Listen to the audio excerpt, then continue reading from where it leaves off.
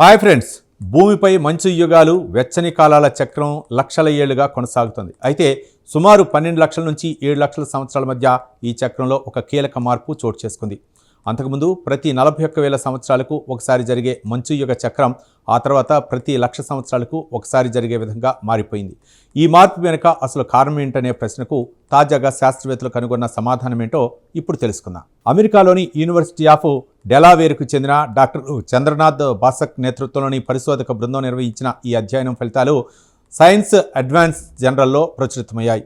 ఈ పరిశోధనకు 2019లో నిర్వహించిన international ocean discovery program expedition 383 నుంచి సేకరించిన సముద్ర నమూనాలు కీలకంగా ఉపయోగపడ్డాయి.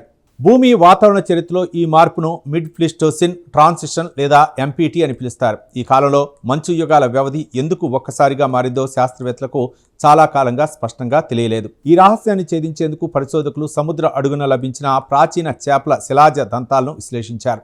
ఆ దంతాల్లో నిక్షిప్తమై ఉన్న నియోడైమియం అనే అరుదైన మూలకం రూపాలను పరిశీలించి లక్షల సంవత్సరాల క్రితం లోతైన సముద్ర జలాల ప్రవాహాలు ఎలా మారాయో గుర్తించారు. లోతైన సముద్ర జలాల ప్రసరణ వ్యవస్థ భూమి వాతావరణాన్ని నియంత్రించే ప్రధాన అంశాల్లో ఒకటిగా భావిస్తారు. ఎందుకంటే సముద్ర గర్భంలో నిల్వ ఉండే కార్బన్ పరిమాణం ప్రపంచ ఉష్ణోగ్రతలపై ప్రభావం చూపుతుంది. ఇప్పటి వరకు ఈ మంచుయుగ మార్పుకు ఉత్తరార్ధగోళంలో జరిగిన పరిణామాలే కారణమని చాలామంది శాస్త్రవేత్తలు భావించారు. కానీ ఈ అధ్యయనం మాత్రం భిన్నమైన విషయాన్ని వెల్లడించింది. ఈ మార్పు మొదట దక్షిణార్ధగోళంలో ముఖ్యంగా అంటార్క్టికా ప్రాంతంలో ప్రారంభమైందని, తర్వాత ఉత్తరార్ధగోళం దాన్ని మరింత బలపరిచిందని పరిశోధకులు గుర్తించారు. అంటే అంటార్క్టికాలో మంచు విస్తరణ, అక్కడ సముద్ర జలాల మార్పులు ప్రపంచవ్యాప్తంగా లోతైన సముద్ర ప్రవాహాలను ప్రభావితం చేశాయని ఈ అధ్యయనం సూచిస్తోంది.